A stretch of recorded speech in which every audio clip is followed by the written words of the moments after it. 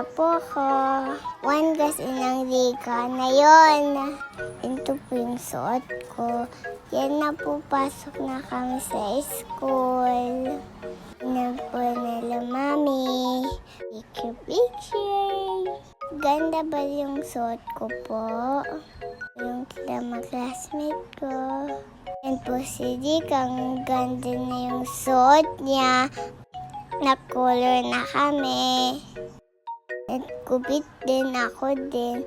Ako din picture board din po sa labas. Kami classmate ko. Akit kami sa stage.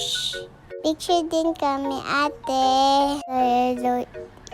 Sasayaw din sa stage. Love you so much. Is right. Love you.